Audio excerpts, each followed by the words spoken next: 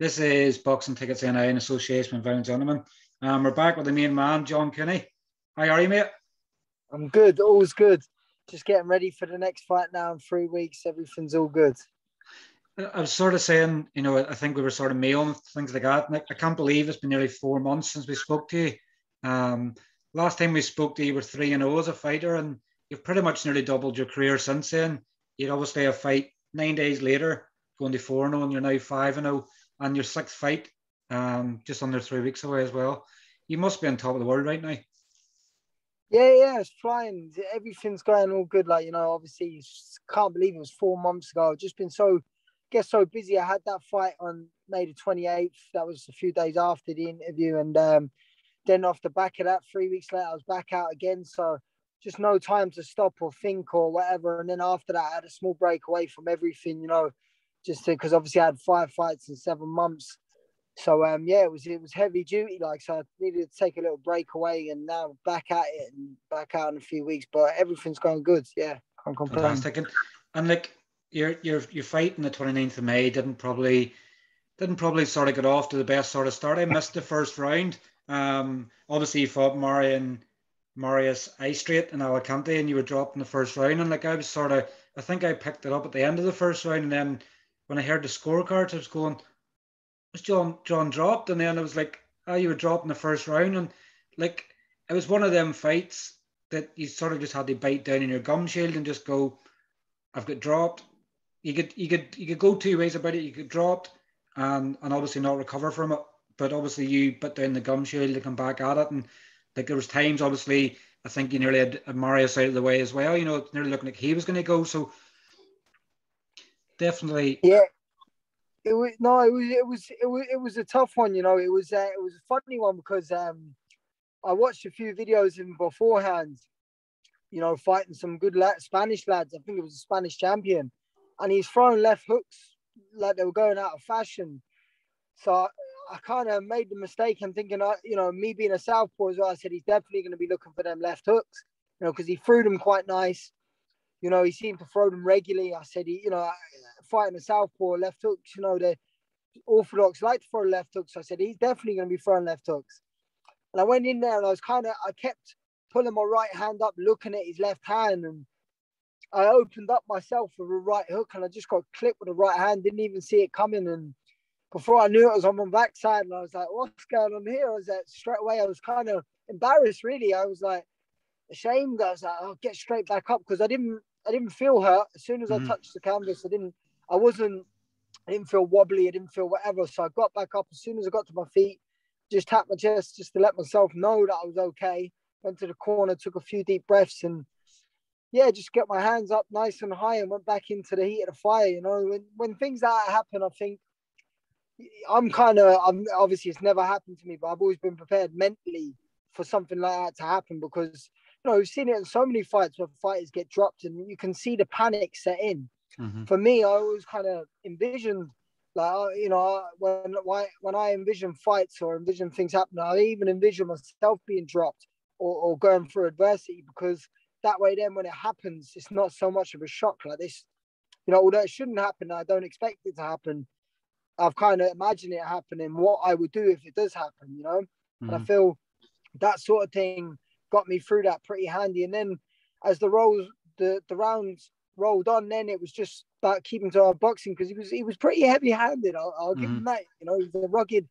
He wasn't your average journeyman. He came to win, and he was rugged. He was tough. He wasn't so skillful, should we say, but he was cute as well. He had a slick little defense. He was making me miss more than I'd missed before, and he was being cute with his energy as well. And he was trying to walk me down in certain parts and stuff, but I used my footwork a bit more than I have done in the past. And it was a good fight. It was a good learning experience, not one that I care to learn again too quick, Mm-hmm. I guess it's one of them things, sometimes you can only prepare so much for a fight. And I guess the good thing now that where you've been dropped, you've been able to then adapt from being dropped. You're going, this is what it feels like. You put people on the canvas. This is what it feels like for me to be dropped. I haven't panicked. I've stuck to obviously what we planned if it did happen, and obviously how you bounce back from it.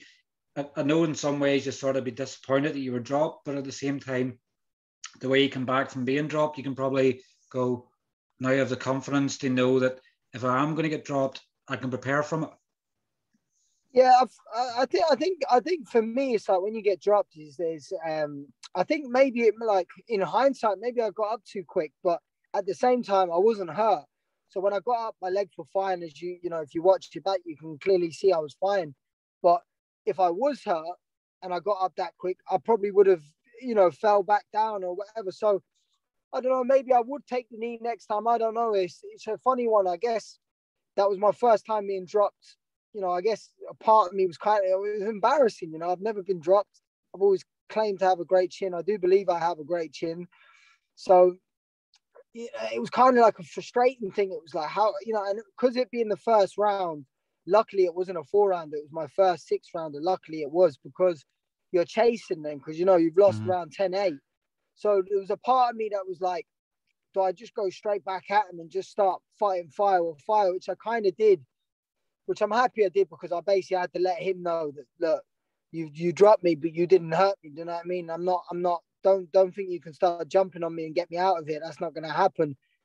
And I think sometimes some fights can go on the back foot again, a bit of panic can set in and stuff. But for me, it's never that, it's a fight. And yeah, I think I wasn't that hurt, to be honest. It looked like a heavy knockdown, but as I actually felt, it wasn't that heavy. I think it was just the way that I swung, and I was a bit open. I was a bit square on, and it was perfect. Look, it was one of them perfect punches, perfect timing from him. And I was off balance, and he caught me and put me on my ass, and I got back up and dealt with it and just did what needed to be done. Did you have to get the riot act ready from Stephen in the corner? Was it sort of anything changed? It was, I guess at times, yes, sort of people's not really been put down, obviously, in fights they sort of had with people in the stable. But was it sort of just keeping things relaxed, just remembering going back to... Yeah, we didn't really we acknowledged it, but we didn't really dive into it. Like, oh, what happened? Are you okay? There was none of that. Like Stephen knows me well. Stephen knows I'm tough. Stephen knows I've got a great chin, and you could clearly see, I wasn't hurt because my legs were there. My head was there. I knew what I was doing. You could clearly see that I wasn't, and it was halfway through the round, so I had a half a round to get through. So by the end of the round, he knew that I was okay. Do you know what I mean? He could clearly see that. So it was more just like, look, you got caught with a silly shot because you were swinging. Tighten up now. Start boxing a bit more. Use your feet. Just basically saying, like, let yourself ease into it and, use your boxing skills. He's obviously tough, rugged, coming forward, swinging. He swung from weird angles. He had very weird punches. They were coming from every angle. They were coming very wide, and they were hard to time. So I just had to use my feet, and I started doing that a bit more in the second and the third, and then come the fourth and the fifth, he couldn't really touch me, to be honest. When I was using my feet, I was keeping that distance, and I was letting my shots off and then moving off, and you could see I was clearly frustrating him, So it was just, sticking to, we didn't have much of a, we say per se, game plan going in, but it was just saying, like, look, stick to this is working, let's do that. And we did. It was, it was, like I say, there was no panic. There was no panic from me. There was no panic from Stephen. So I know he gave me a little slap. To say, come on, switch on a bit. Do you know what I mean? But that was about it. Yeah, exactly. And I guess you didn't really have much time sort of after that fight to sort of dwell on it or sort of watch back on the fight, because you were out obviously the 19th of June in Belgium as well. So, like, I guess the one thing obviously that I'm very praising of, obviously, of O'Rourke's gym and obviously Connor and stuff as well, is keeps fighters busy. That was your fifth fight in June, and that was within 7 months as a pro. And I guess obviously with the Angelo Turco fight in Belgium, you were obviously keen on that as well, because you wanted to base a comparison on how Niall O'Connor done. Yeah. Look, it was tough, because obviously I had that fight at the end of May. It was a tough fight. Obviously, I had a bit of a swelled up eye. I had a small cut. I had been dropped in the first round. It was a tough 6-rounder. It was my first 6-rounder, so it was challenging on the body. And then I had to go, from taking a couple of days rest to going straight back into camp. And obviously my weight being up naturally, I had to drop more weight. And obviously I dropped down to the lowest weight I've done as a professional for the one in Belgium against Turco at 60 kilos, just over the super featherweight limit, which I plan on getting down to. And, so I had to drop quite a lot of weight quite quick rolling off the back of the other fight. And it was tough, but it was an experience in itself. You know, it's not something that I'll probably rush back into doing, but it was good, you know. And like you say, I fought that Turco who Niall O'Connor had fought. So I'd watched, you know, you said there I hadn't watched much time to watch my own fight, but I watched it religiously. And the fight of Turco and Niall O'Connor, I watched once. I didn't even watch the full fight, to be honest. It was a little bit boring to watch, if I'm truthfully honest, you know. Turco, I felt like when I watched that fight, Turco was a bit more confident in that fight with Niall O'Connor than he was against me. He was a lot more negative against me, I feel like, than he was Niall O'Connor. He was throwing a lot more against Niall O'Connor, and I feel like it was because of the punch power. I feel like I was landing clean body shots on him, and he didn't really fancy it too much. You know, he was just trying to survive more than he was trying to win. Whereas with Niall O'Connor, I think he was trying to win at times. Now, I don't think he had the skill level, you know, to beat Niall O'Connor. I think the split decision, which I got a split decision, was a bit mad as well. Niall O'Connor clearly won the fight. And he's a good fighter. He's a tidy little boxer. But if you ask me, you know, Turco can make you look good too. And he was a small bit flat-footed and stuff. So, and I don't feel like he has the punch power that I had to hurt Turco. You could see clearly if you watch back both our fights, I hurt Turco on a few occasions, whereas I don't think Niall O'Connor really did, you know. And is that were you making them comparisons? Was it you've been potentially laying up a fight maybe with Niall? I know that obviously, you know, it gets to the season now where people are starting to get fights and get regularly, and as you're stepping up opponents, you know, you want to have an all-Irish fight and things like that. Is Niall an opponent you sort of have your eye on? 100%. Any of these lads that are around my weight in the Irish, that, you know, like, look, how many fights Niall O'Connor had? 6. He's been a pro like 3-4 years. As of yet, he's not been in a big 50-50 fight. I've been a pro, you know, less than a year. I'm already 5-0. I'll be 6-0 now within 3 weeks. I'll have done what he's done in more than half the time. You know what I mean? I'm ready to take them sort of fights 100%, and I believe I'll win them fights. I believe I'm, you know, going on to levels above, you know, what these lads may believe they're going on to. You know, I believe I'm going to end up at the top. So for me, these are sorts of fights that I'll take towards the end of the year or early next year, 100%. I want to be, you know, I'll have this fight now in 3 weeks and maybe another one before the end of the year. Next year, I want big fights and I want title fights. And if that means lads like Niall O'Connor or Irish level lads who are ready for a proper 50-50 scrap, then I'm more than ready. Do you know what I mean? I'm ready now. Like, I've only been pro, like I say, less than a year, and I'm already moving up on levels these lads haven't been for a few years. I know obviously COVID's had a part to play in that. I'm not naive and thinking that it hasn't, but at the same time, you know, I'm moving at a swifter rate than most. So I'm ready for them sort of fights. And I believe when I take them fights out, I'll show that I'm levels above. And it's them sort of fights sometimes you want to gauge yourself at, because, you know, journeymen obviously to a certain level have, you know, they have their ability and obviously where they want to go. Some of them obviously don't want to win because obviously they get less fights and things like that. So when you go past the journeyman level, obviously the next steps, obviously then they look at domestic fights. So it's only right you're going to start looking at other people you can fight. Do you see what level you're at, or do you see if you're ready for the next stage? Yeah, look, it's no disrespect. It's nothing personal. I don't care. I just want to fight. I want to beat them all up. Do you know what I mean? All these lads, like, it's nothing. You know, some lads get their, you know, you can see some lads get their pants in a twist when lads call them out. Who cares? What are you in boxing for? Do you know what I mean? I want to bash them all up. There's other lads I want to fight as well, you know. You know, Campbell Hattons, Akib Fiaz's, all these sort of lads that are in around super feather. I want to beat them all up. I want to fight them all, and they're all going to get called out at some point, whether it's by me or by Niall O'Connor or by another English lad or whoever it may be. You know what I mean? Call outs are natural. And if you're getting, like, if anything, if you're getting called out by lads, it's a good sign that they're either thinking you're on the same level as them, which is a good level, or above you, or whatever else. Do you know what I mean? But for me now, like say, it's getting to that time where my next fight's my 6th fight, you know, 7, 8-0. That's when I really want to start stepping up and being in these fights where I'm not just, you know, fighting journeymen. I'm fighting lads who are really gonna, you know, give you what goes down on paper as a 50-50 fight. But I believe a lot of these fights domestically at the moment, I don't believe I will find a 50-50 fight. I think I'll show a level of class above them, to be honest. And I guess why the higher level of obviously competition coming back and them throwing punches as well, you're obviously going to, there's going to be layers to your game that people haven't seen yet, that obviously you're going to land cleaner punches on somebody that's coming to win rather than somebody that's negative as well. 100%. Listen, I believe that you'll start to see a lot more knockouts once I fight these lads, because like, the likes of Niall O'Connor, he's a swift boxer. He's not going to stand there and just tuck up. And as soon as you hit him and hurt him with a body shot, he's going to go on the run for 2 rounds. That's not going to happen. They're going to keep trying to fight back. And when they do that, it creates opportunities. And I hit hard. And if you're leaving gaps and you're opening up, I'm going to hit you and I'm going to hurt you. And if I hurt you, 9 times out of 10, I'll be able to get you out there. Whereas at the moment, I'm fighting very, very tough journeymen because I need the rounds, which I do, which every professional starting out needs. But I've been fighting tough lads. Turco, very, very, very tough. Like after the fight, I said to me, he took some amount of body shots. I caught him some lovely, lovely body shots. And you ask anyone, that's been in the ring with me, sparred me, I hit heavy to the body. And, you take a few of them with little 8-ounce gloves on. If you're able to stay up from them, you're a tough lad.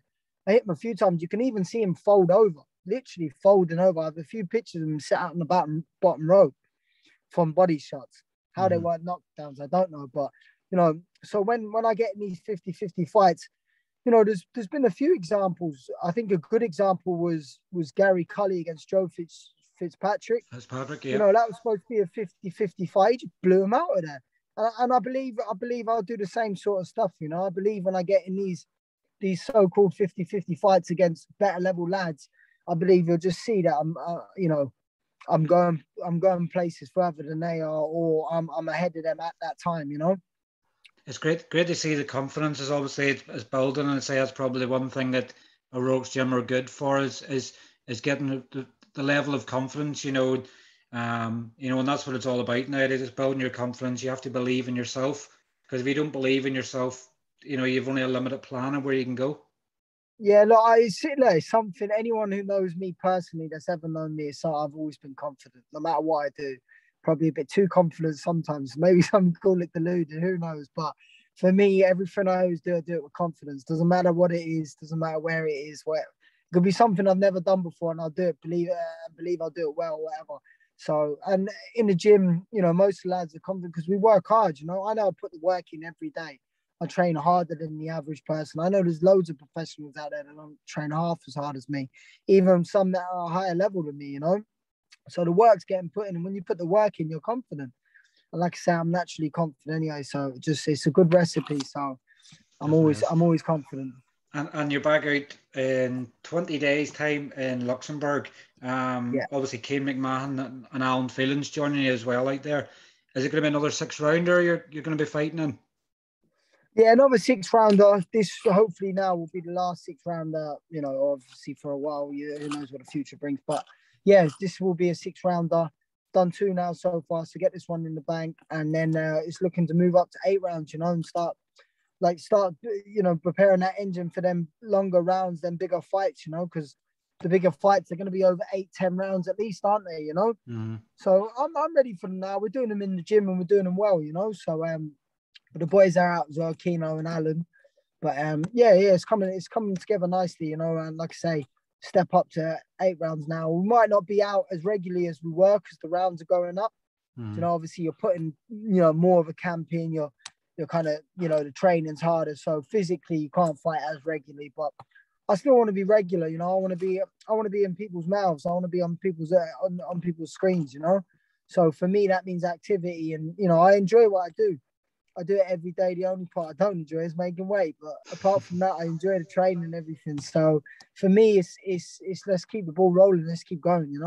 I was sort of saying to you off camera, my missus is bringing me back some food, and you had to sort of stop short because you're now in the stage, you're starting to cut weight. I think you knew in your head that it was obviously the food that you sort of be craving as well, but it's these sacrifices you're making now that are going to be worthwhile in the future, when you're knowing, I love such and such or whatever. I'm not going to mention the names, John, so you don't fall out with me, but you love certain types of food, but it's the sacrifice you don't really make now.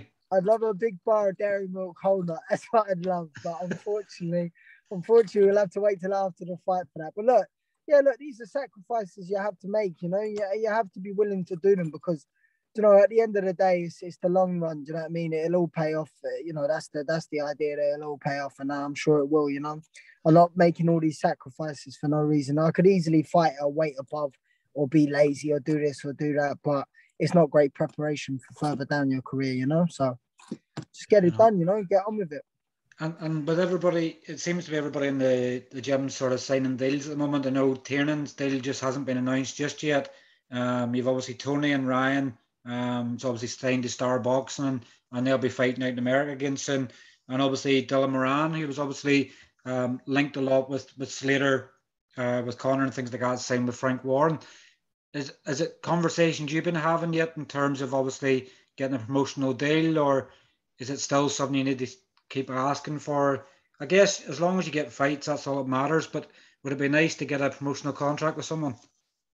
Yeah, well, look, at the moment, there's small talks. There's nothing, like obviously there's connections there with Connor through America. Obviously, Dylan signed with Frank Warren over in BT. But, at the end of the day, I'm still 5-0. At the moment, I didn't come from a huge amateur background like some of the lads.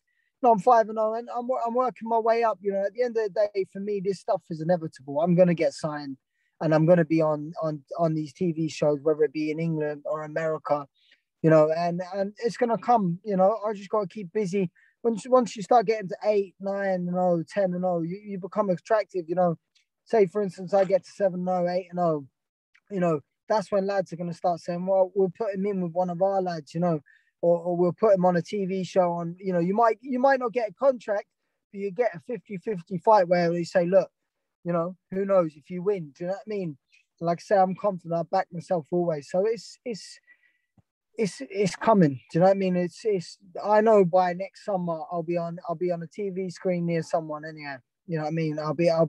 I'll be somewhere in a big fight next summer for sure. There'll be whether it be in a big promoter in England or America, it's inevitable, It's inevitable. It's what everybody dreams of, obviously fighting in big TV cards as well. And I guess obviously as you're getting that level as well, it's purses and things like that. It's the things that you sort of dream of. It's worth a sacrifice at the moment for sort of breaking even, or obviously losing a few pounds. The same when you get to the stage, you're getting fight purse, and you're going, this is what it's all about, because just keeps going up and up and up. Yeah, that's why I just want to take a little second to shout out to my sponsors for the upcoming fight. Harry's Bar in Galway City, one of the best bars for food and drink in Galway City. And also Paddy Burke's out in Clanbridge in Galway, local pub out there that's sponsoring me for this fight, and the usual athlete clinic who looks after all my physio and helps me out with my fights and stuff. Without the sponsors and without the help from friends and family and stuff, it is hard. Financially, it's not whatever, it might seem to people, but hopefully then, like say, you're putting in these sacrifices now, you're investing in yourself, you believe in yourself. Everyone's done it differently. Look, I've heavily invested in myself over these last 12 months, I'm definitely down money, I've been heavily investing to be in Dublin, to be there as much as I can, training up and down, traveling, working when I can, doing this, that, and the other. And, it's not hard, it's not easy financially, but like I say, it's inevitable once I get on these big cards, these big shows, where these purses go up and you're in these 50-50 fights. I'm what they call an old-fashioned prize fighter. Put a load of money on the table, and I'll tell you what, I won't stop. Do you know what I mean? I'll go to the end. Do you know what I mean? And when you get on these TV shows, that's when you'll really, really start to see a different side of me in a sense, because you'll see, there's a lot more cameras, action, and not just that as well. You get to, there's so many eyes when it's on TV shows and these big shows. At the moment, you're on a smaller hall system. Not as many people. I know, you see these lads, and half from that on the TV, they might not even have as much skill as you, but they have, they have a personality, and people like that. So I believe when it all comes for me, the time will be right when it comes, and when it comes, I'll grab it with both hands, and every promoter in the country will want me. Fantastic. That's what we want to hear. Obviously, with O'Rourke's gym heading off to Americas, when things are sort of eased and they can get back out.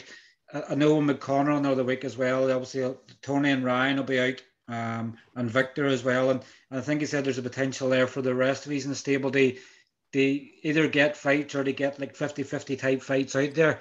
Is it sort of just focusing the here and now and obviously focusing Luxembourg in 3 weeks? Or are you starting to think of fighting in America and having fans there go mad for you? Yeah, always. Listen, I'm always thinking ahead. I know there's a lot of people that say you should never look past your next opponent, or you should never look past what's ahead. But I believe you should always look ahead. You know, I think on the contrary, I think if you're never looking ahead, you're going to stay in the same place. For me, obviously, I'm concentrating on Luxembourg. You know, that's the main focus. You know, but of course, I'm looking at the future. I'm looking at having another fight this year. Hopefully, stepping up to 8 rounds, providing that I'm injury free and I'm fit and willing to do it. And then next year, I want to get out to the likes of America. And if it's not America, if I can't get a 50-50 fight out in America on a show that the boys are on, you know, I'll throw myself into the deep end and I'll fight a 50-50, a local New York lad.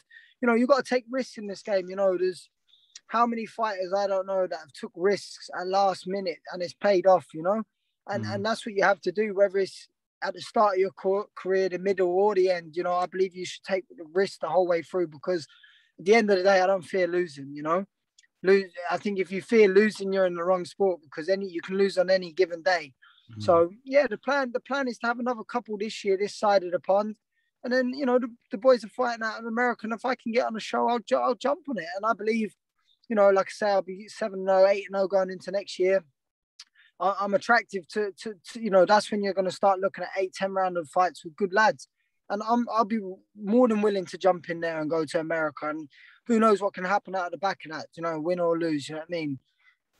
Yeah, fantastic. As I say, it's easy sometimes to get sidetracked and go further ahead, but you have to sort of plan and where do you want to go next? Where do you want to go next? Because, you know, Connor and Stephen and everybody else will be already planning for that. So they sort of need they know your buy-in to it as well, that you want to keep, you know, like when you have your next fight, are you looking to stay as busy as you possibly can? Like even if it is 8 and 10 rounds, trying to fight as regularly as possible, because you know, at the end of the day, the further you're out of the ring, the tougher it gets.